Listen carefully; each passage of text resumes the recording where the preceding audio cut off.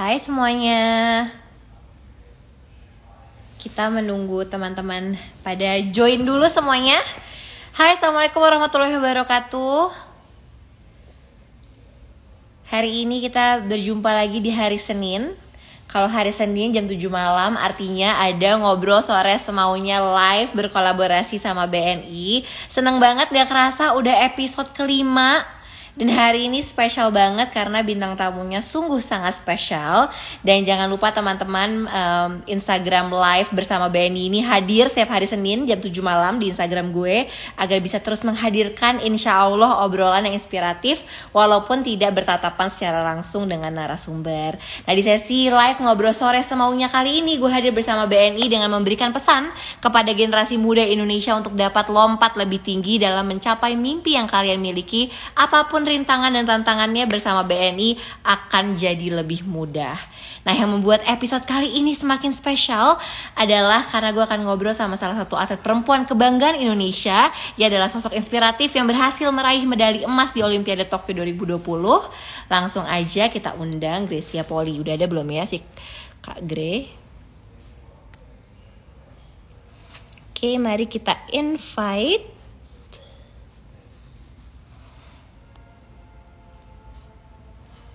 Oke, belum ada.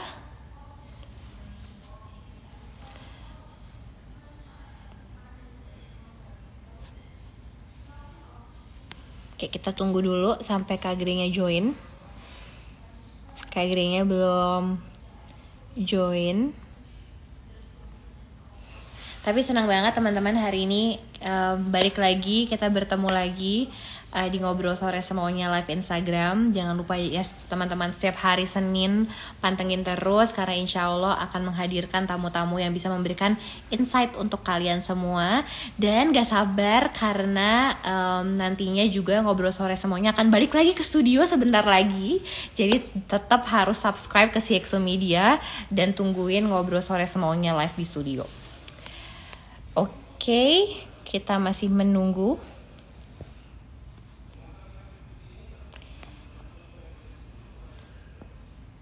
Oke, kayaknya sudah. Coba kita send request ya.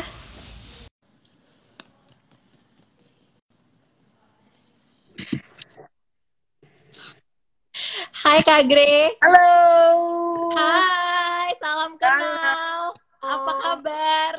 Baik, halo Putri, salam kenal. Salam kenal Kak Gre, thank you so much udah meluangkan waktunya. Thank you. Senang bisa ada di sini. Kalau ingat Putri, ingat papahnya. Iya, tadi bapakku bilang, bapakku dulu ketemu PBSI, terus aku dari kecil tuh ngintilin terus. Iya. Sekarang wah jadi luar biasa. Waduh. Moga keluarga baik-baik aja, gimana? Iya, tadi salam dari Papa, Kak Gre, kata Bapak selamat, katanya very proud of you. Thank you so much. Kak, by the way, selamat sekali lagi atas medali emasnya di Olimpiade Tokyo 2020 kemarin. Gimana Kak rasanya berhasil meraih medali emas dan membuat Indonesia bangga sekali? Wah, puji Tuhan, masih dikasih kesempatan untuk bisa jadi juara. Dan tadinya juga pikir gimana ya, maksudnya hal yang tidak pernah kita ekspektasi gitu. Maksudnya aku juga nggak pernah ekspektasi untuk sejauh ini. Maunya cuman ya mungkin sejauh dapat medali aja, itu udah bersyukur banget. Tetapi dapatnya medali emas, waduh, buat saya itu suatu bonus. Sangat luar biasa ya Kak, satu Indonesia nangis terharu, bangga banget. Iya, aduh, makasih. Itu juga berkat dukungan teman-teman masyarakat Indonesia yang selalu kasih energi positif waktu nonton, dimanapun penonton Indonesia berada, walaupun di Jepang tuh kayak sunyi banget, nggak sunyi sih, maksudnya banyak official yang nonton, tapi kan nggak ada penonton ya untuk Olimpiade ini. Jadi, dukungan yang luar biasa yang selalu dirasakan waktu pas lagi di lapangan sih, semangatnya. Jadi energi dibawa ya Kak, energinya dibawa pas ke lapangan ya. Betul. Kak Gre, sebelum kita ngobrol lebih jauh lagi, aku penasaran Kak. Jadi kita let's flashback dulu nih, sebelum Kak Gre mencapai titik ini. Kan kayak katanya inspirasi pertama Kak Gre kan waktu itu tertarik bulu tangkis karena kakak ya, Kak Gre. Iya, karena Nah, keluargaku memang olahragawan kebanyakan gitu. nah, Kak boleh sharing nggak sih ketika awal memulai journey menjadi atlet? Karena kan katanya kuliahnya jurusannya akuntansi. Iya, Nah, gimana tuh waktu itu awalnya mulai journey menjadi atlet bulu tangkis tuh gimana, Kak? iya. Jadi aku main bulu tangkis dari kenal bulu tangkis dari umur 5 tahun dan mulai Oke. coba-coba. Iya, dari kecil. Jadi kayak like just a hobby gitu yang kayak normalnya anak kecil lah. Dan my mom waktu mamaku lihat ada bakat, wah anak ini kok bisa mukul gitu, mukul nggak miss gitu, dia punya pas hit Ya. the shuttle. Jadi wah kayaknya anak ini udah bakat. Jadi mulai tuh kelas TK, SD, jadi main bulu tangkis sehingga umur 8 tahun tuh kayak waktu itu aku masih di Manado kan, Mhm. masih di Manado. Dan my mom tanya apa mau nerusin bulu tangkis nggak, mau sekolah yang bener nggak, sekolah bulu tangkis yang bener. Terus ya mau lah, namanya anak kecil ditanya umur 8 tahun maunya main apa, ya pasti kan main ya. Iya. Dan ya udah, akhirnya decided untuk kita merantau gitu, my mom dan aku untuk decided untuk merantau ke Ya. Jakarta untuk bisa ada pelatihan yang lebih intens Nah, gitu. Kak, terus kan waktu itu kan berarti kan sebenarnya juggle kan, ya sekolah juga, kuliah juga, latihan dan segala macam. Dan pasti anak-anak muda sekarang juga banyak ya Kak yang masih sekolah, yang masih kuliah, tapi harus ngebalance antara Betul. passionnya. Waktu itu gimana sih Kak membagi waktu antara latihan, bertanding dan juga kuliah? Nah, waktu memang dari kecil kan waktu udah dikasih arahan dan dikasih pilihan gitu kan, mau main bulu tangkis atau bukan mau main bulu tangkis dengan atau sekolah sih, tapi memain bulu tangkis itu sebagai yang prioritas utama tetapi tidak meninggalkan sekolah karena kan masih kecil banget ya kan. Jadi pada akhirnya jalanin dua-duanya, tetapi memang bulu tangkisnya yang lebih kayak lebih pengen diusahakan gitu loh, lebih Ya, pengen dikonsentrasikan pada waktu itu sampai waktu masuk kelas SD, waktu masuk SMP, SMA juga mau ada pelatihan bulu tangkis yang ada sekolahnya, which is itu ya, di Ragunan Sport School. Jadi oke. betul dari kecil memang nggak mau kehilangan edukasinya juga gitu. Ya, Keluargaku tetap harus ada edukasi. Dan waktu itu sembari berjalan memang capek banget sih, maksudnya kayak like kalau pas zaman SMP SMA itu kita bangun jam 5 pagi ya kan, hmm, bukan latihan dari mulai start 5 pagi itu hmm, 4.30 berarti bangunnya 5 pagi dan jam 7 kelar, ya, jam 8 sekolah ya. sampai jam 2 siang, dan jam 2 siang lanjut sampai jam 7 Wah, 6 gila sih. malam. Jam 8 malam itu sekolah lagi karena harus ngejar mata Iya, pelajarannya. iya.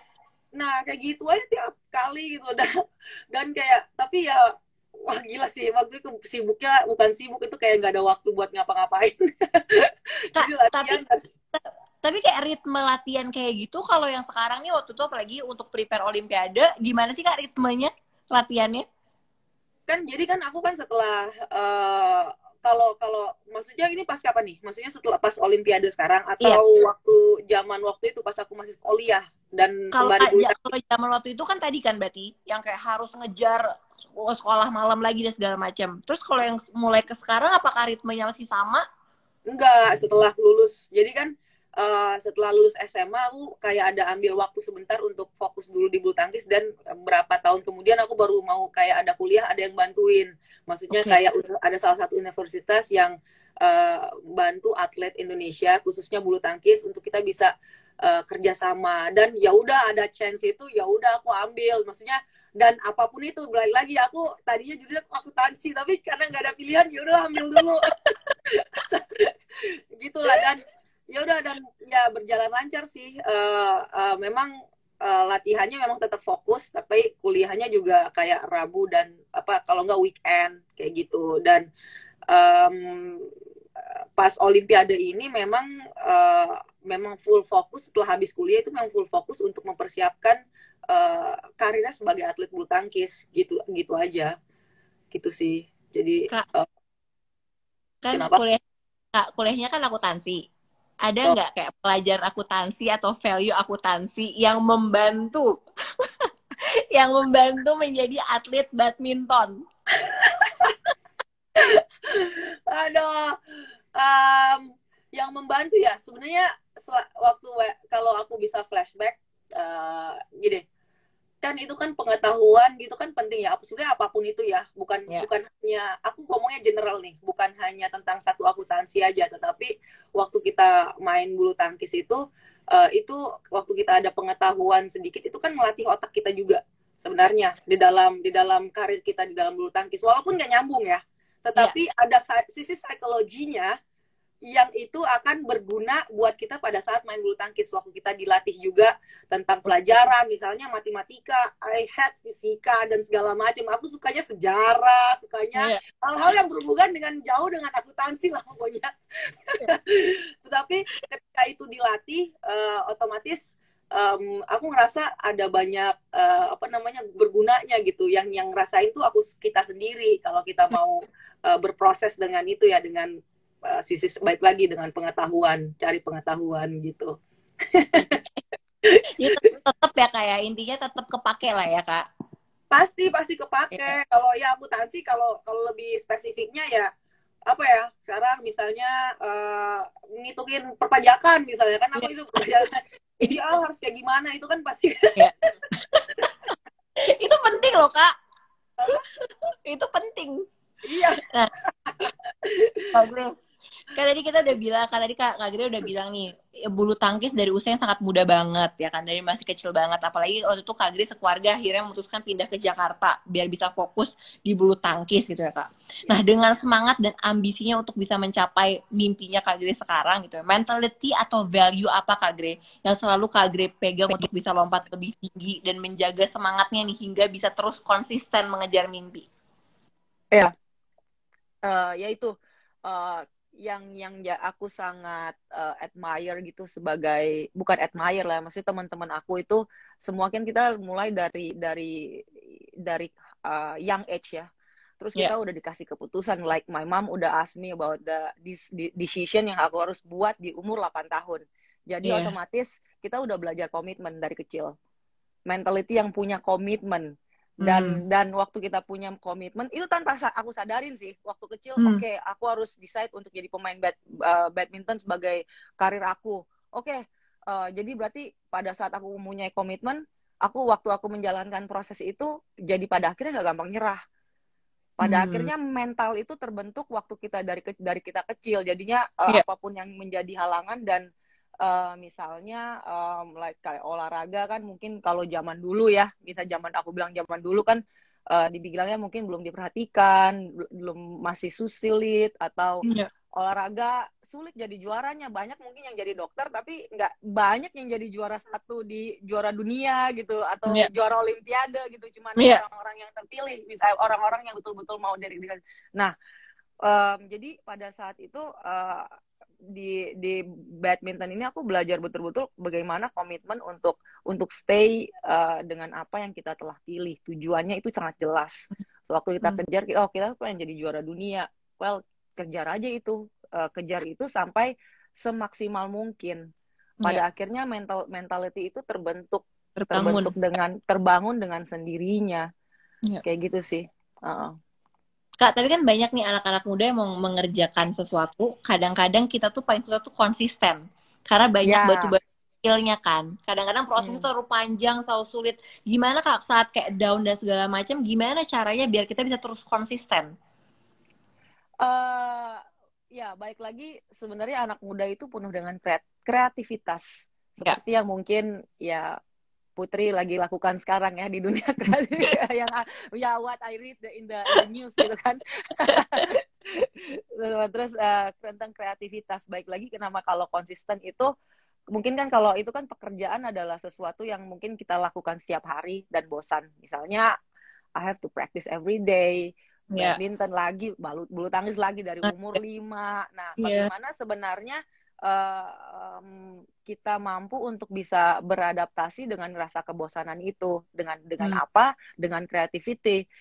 Waktu kita dapat kreativitas, kita harus yang sendiri dong yang menciptakan kreativitas. Kita nggak bisa kita bisa melihat, menginspirasi ke orang lain bagaimana cara dia, misalnya contohnya misalnya aku ternyata latihan ini ya yang membuat aku maju, ya udah coba aku lihat deh, aku ikutin dulu. Itu semua Ya. harus dimulai sehingga kita nggak ada rasa bosan dan tetap akan terus punya konsisten untuk bisa menuju tujuan dan goal yang kita mau gitu. Oke. Kak, berarti aku mau tahu juga lesson learn terbesar apa yang didapatkan selama perjalanan karir Kak Grace sebagai atlet hingga saat ini? Lesson learn yang terbesar, Ya.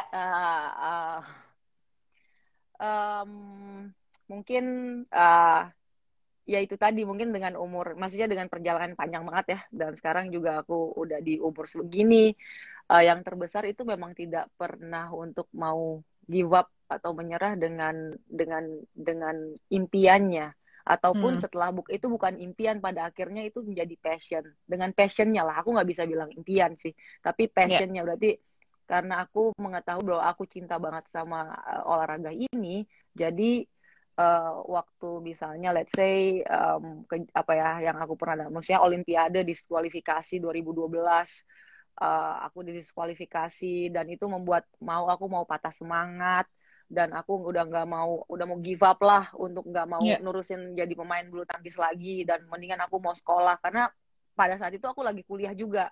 Gitu. Jadi pada saat itu kayaknya udahlah, kayaknya mendingan sekolah aja gitu, jadi yang bener, nggak usah jadi pemain. Nah, hal-hal yang kayak gitu yang membuat aku pada akhirnya menjadi kuat di dalam karakter.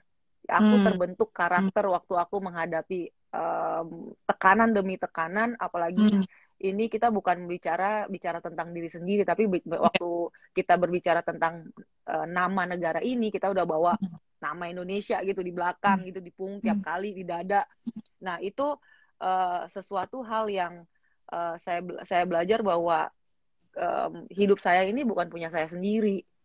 Hidup saya ini juga buat orang lain gitu. Jadi buat bangsa ini, bisa berguna buat bangsa ini. Jadi pada akhirnya nggak mau give up dengan gitu aja sih. Berarti Kak Grace, sebenarnya proses tuh penting banget ya. Karena dengan melalui semua proses itu, jadi kayak sebenarnya membangun value, membangun karakter Kak Grace juga. Jadi proses is very important ya Kak, untuk dilewati. Iya, betul. Kak, kan tadi kita udah ngomongin soal proses nih ya Kak. Jadi kita udah ngomongin soal anak muda juga. Nah, saat ini tuh banyak banget generasi muda yang sudah memulai karirnya. Dari kita udah bisa lihat ya Kak, muda-muda banget sekarang, udah belasan tahun mulai karir, udah jadi pengusaha gitu. Nah, menurut Kak Grace sekarang sebesar apa pentingnya untuk menabung atau investasi bagi anak-anak muda? Oke, bicara investasi dan menabung ya.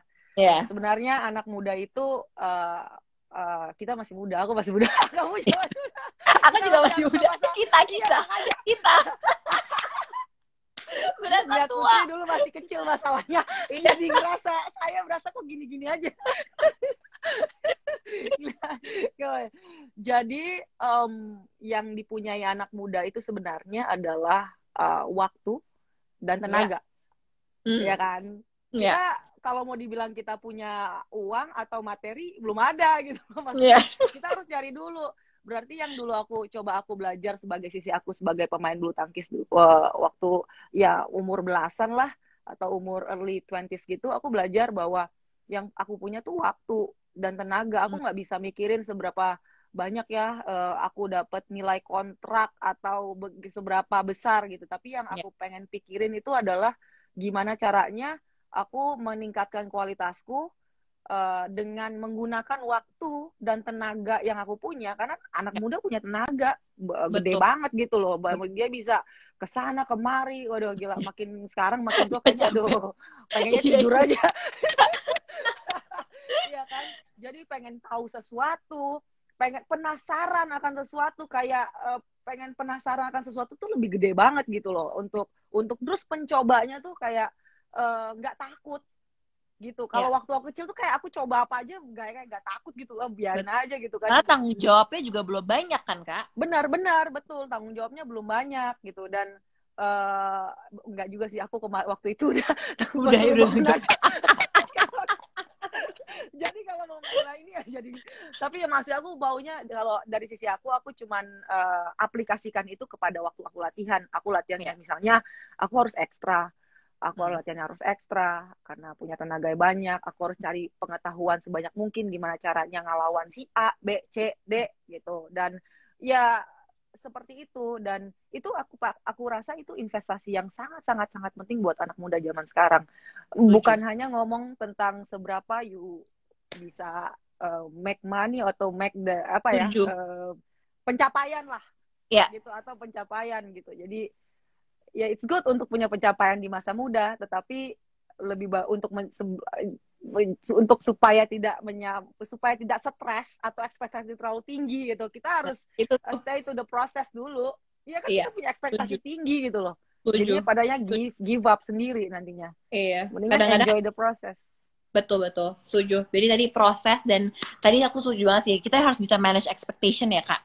Iya, itu betul. kalau nggak stres banget sih. Nah tadi selain investasi energi untuk hal positif, aku ada info nih Kak buat teman-teman yang lagi nonton saat ini, bahwa sebenarnya banyak juga pilihan buat menabung atau investasi yang bisa kita mulai dari sekarang, seperti yang ada di tabungan BNI yang bekerja sama Ngobrol Sore Semaunya. Itu ada tabungan BNI Taplus Muda, ada fitur Life Goals di BNI Mobile Bankingnya untuk bantu kita achieve goal tersebut, apa yang kita impikan.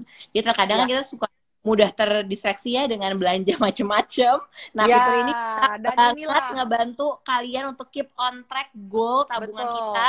Juga bisa set target goal juga. Jadi buat short term atau long term, nabungnya jadi lebih mudah dan bantu banget buat konsisten. Karena tadi kita sudah ngobrol kayak Kak Gre bahwa konsisten adalah salah satu kunci yang sangat penting gitu. Nah, Kak Gre, tadi kan keberhasilan Kak Gre dan Kak Apriani ini di Olimpiade Tokyo kemarin tentu menjadi sebuah harapan dan semangat baru gitu ya bagi Indonesia, terutama yang paling penting adalah bagi atlet muda untuk bisa terus semangat. Nah, menurut Kak Gre bagaimana sih Kak opportunity generasi muda ke depannya sebagai atlet, dan apa strateginya nih untuk atlet-atlet muda ini untuk mereka bisa dapat lompat lebih tinggi dan terus mengasah kemampuannya? Seperti yang kita ngobrolin tadi adalah tetap stay on track. Biasanya sewaktu kita udah memilih suatu tujuan, misalnya let's say jadi tukang masak, apalah, YouTuber, atau jadi finance, di bidang finance juga. Ya kita nggak bisa gini, kegagalan itu pasti mungkin akan bisa terjadi dalam kehidupan kita gitu waktu kita memilih sesuatu, tetapi waktu kita masih muda kita punya free waktu untuk bisa memilih, dan waktu kita gagal kita bisa coba lagi yang lain, atau kita bisa coba lagi dengan hal yang kita suka. Jadi jadi menurut aku nothing tulus ya jadi anak muda tuh, maksudnya jadi nothing tulus banget. Iya, betul. Jadi harus semangat ya Kak, dan opportunity-nya pasti besar. Iya, betul. Opportunity-nya pasti besar. Gitu. Kak, kan kemarin udah menang medali emas nih di Olimpiade Tokyo 2020. Selanjutnya apa goal yang ingin dicapai? Goal yang ingin dicapai. Yang pasti karena sekarang mungkin kan aku udah berkeluarga juga, jadi aku akan memprioritaskan lebih lagi waktuku untuk keluarga, dan itu goal yang pertama karena kan dari kecil tinggalnya di asrama juga, jadi ya sudah 11 tahun dan sampai sekarang, jadi coba untuk mau membalance life-nya itu dengan salah satunya cara dengan bisa punya waktu lebih banyak dengan keluarga. Itu dulu yang satu, dan kemudian memang udah ada dari beberapa tahun sebelumnya memang udah ada set untuk mempunyai apa yang saya harus lakukan setelah saya berhenti bermain bulu tangkis. Jadi misalnya kenapa saya kuliah, kenapa saya investasi, kenapa saya membuka peluang bisnis, kenapa saya jadi itu udah dipikirkan 5 tahun sebelumnya, 10 tahun sebelumnya. Jadi itulah kira-kira mungkin rada ini, cuman udah bisa tahu lah ya. Dan itu penting ya Kak ya. Itu pentingnya untuk kita tuh bisa harus plan jauh-jauh hari ya Kak, jauh-jauh tahun bahkan ya. Iya, untuk bisa betul. oke long termnya apa nih, gimana cara bisa sustainable dan segala macamnya. Iya, Semoga betul. semuanya berjalan dengan lancar ya Kak Gre. Iya, terima Kak, kasih. pertanyaan terakhir. Yes. Biasanya setiap aku ngobrol sama narasumber di Ngobrol Sore Semaunya, aku selalu tanya pertanyaan pamungkas ini. Yaitu Apa ada, nih? kalau misalkan nanti Kak Gre nonton lagi wawancara kita, Mhm. ya, apa Ya. yang Kak Gre ingin sampaikan untuk diri Kak Gre di 5 tahun ke depan? Hmm. Hmm. Wow. Biasanya kan flashback ya, ngomongnya sama yang Iya, iya, kecil. iya, iya. Kayak Iya, iya. apa? Ini 5 tahun ke depan. 5 tahun ke depan ya. Ya, Mungkin aku akan tetap berterima kasih kepada diriku yang 5 tahun kemarin. Aku kayaknya aku akan tetap berterima kasih karena pilihan hidup adalah pilihan kita sendiri. Itu menurut aku belajar ya. itu salah atau benar, it doesn't matter. Yang penting how you Hmm. grow sebagai Yes. seseorang. Jadi waktu mungkin aku sekarang nih atau nanti aku salah ngomong nih, salah ucap gitu kan, I make mistake, ya that's okay. Nanti Hmm. aku lihat lagi, aku nggak mau menyesal sih. Tapi aku thank Hmm. you ya, mungkin caranya dengan Hmm. obrolan ini aku Ya. bisa bisa lebih lebih apa namanya lebih bisa bijak kali ya ngomongnya Ya. gitu kan. Jadi itu ya how I grow sih nantinya pada Ya. akhirnya gitu. Ya. Intinya terus bertumbuh ya Kak. Iya, tuh terus bertumbuh. Semoga Kak Grace sehat-sehat selalu, senang bisa ketemu secara Sama-sama. virtual. Semoga kita bisa terus secepatnya ketemu secara langsung Kak Grace. Kak, Yes. dan di NSS Live Instagram kolaborasi sama BNI ini, di setiap episodenya kita akan mendonasikan uang sejumlah 25 juta kepada pihak yang dipilih oleh narasumber. Kira-kira Kak Grace mau mendonasikan nominal tersebut kemana? Oh ya, jadi ada satu panti asuhan itu di Manado, namanya di Romboken, daerah Romboken namanya. Oke. Uh, jadi uh, jadi waktu aku habis juara Olimpiade dan pas sehari sebelum aku ulang tahun, mereka tuh pasang video di Instagram dan dengan tulus memang merayakan kemenangan kita. Dan juga aku lihat dengan tulus merayakan pas banget ulang tahun. Padahal aku nggak diundang, maksudnya aku nggak diminta apapun. Ya. Tapi terus mereka melihat aku benar-benar pas lagi gila langsung kayak Terharu ya. tersentuh, iya Iya. terharu kayak mereka merayakan kemenangan ini dan mereka merayakan ulang tahun. Padahal mereka nggak minta apa-apa, mereka nggak minta Iya. apapun, mereka nggak minta dana. Iya. Terus waktu aku lihat mereka kasih raket bulu tangkis ke anak-anak kecil yang di panti asuhan. Terus aku kayak, aduh aku nanti nih kalau udah kelar acara semuanya kan kemarin tuh lagi hectic banget kan, aku Iya. pengen ke situ gitu loh, pengen ke panti asuhan itu dan bisa bisa ketemu sama mereka gitu. Jadi kayak jadilah tadi langsung kayak pikirnya pengen kasih sesuatu buat mereka memang sih. Jadi Oke. ya mungkin bisa membantu anak-anak yang di panti asuhan di Sulawesi Utara. Oke, kita akan mendonasikan situ. Kak Terima Grace, terima kasih banyak. Terima Makasih kasih banyak banget. waktunya. Terima kasih teman-teman yang udah nonton Ngobrol Sore Semuanya live Instagram bersama Benny. Jangan lupa untuk terus nonton setiap hari Senin jam 7 malam di Instagram Putri_Tanjung. Kalau ingin nonton lagi obrolan kita berdua bisa ditonton di 20 detik di detik.com. Terima kasih banyak Kak Grace. Terima kasih. Bye-bye. Putri. Sehat-sehat ya Kak Grace. Bye. Bye-bye. Bye Sama-sama. semua. Bye.